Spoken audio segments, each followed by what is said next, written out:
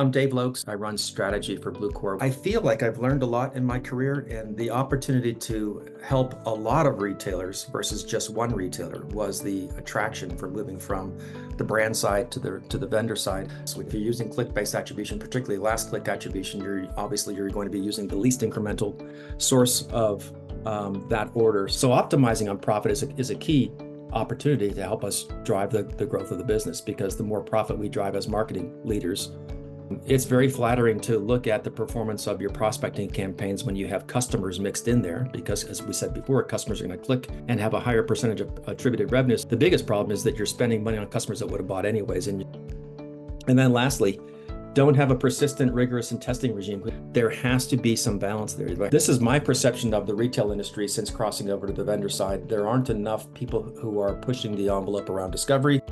We know that in any experiment like this, there's a curve to that line, in that there's a point of diminishing return. And so if we're not acknowledging the diminishing return, we're not being realistic. But we can measure the diminishing rate of return, and we'll talk about how we do that. The first thing we do is we conduct a lift experiments. In this case, the illustration shows in an acquisition context, if we're suppressing our house file and delivering impressions only to prospects, some prospects will order from the holdout group because they already know your brand. That's basic brand awareness. The next set of tests, we're going to be doing a scale test. We need to make sure that we understand the shape of the curve, because it doesn't go like that. It's not straight. That's just establishing the baseline. What we need to do then is to create several subsegments or panels within our test, and we'll get a different response to those different spend levels. And then that allows us to see the shape of the curve.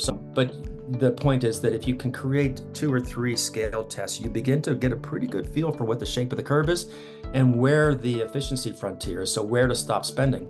And so the goal here is ultimately what we're angling towards is preserving contribution margin so that we can live to spend it somewhere else, are what we're going to talk about next in the context of a financial framework. So let's jump over to the P&L.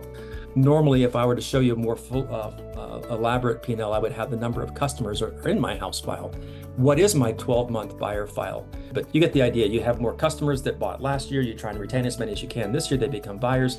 Calculate your retention rate and so forth. But now that we begin to see we've got active, trying to reactivate our inactive or churned customers. And then we've got a new customer acquisition offense that's wholly separate, and the media treatment that I applied to this segment of buyers. And we learned that through lift studies, calculating what's the sales per 1,000 impressions with and without treatment. And we understand how to multiply the attributed sales times an incrementality factor to get to pure incremental sales. And so if we run those experiments and we find out that through experimentation that this is not 50%, it's actually 40%. And so now that I understand that I'm not driving as much sales as I thought I was, that the lift over the baseline is less than I expected. And so you have an opportunity to pull that media dollars off the table. And what's really profound is the more that you socialize this and the more you focus on teaching the organization the principles of incrementality and how you're spending money. And when they start seeing you spending more on some products to acquire higher value customers and spending less on other products to avoid overpaying for low value customers, the merchants take notice. And this is how incrementality and putting these arcane tests, these media tests, come back into the corporation and begin to shape your P&L. They begin to shape your assortment strategy, your merchandising.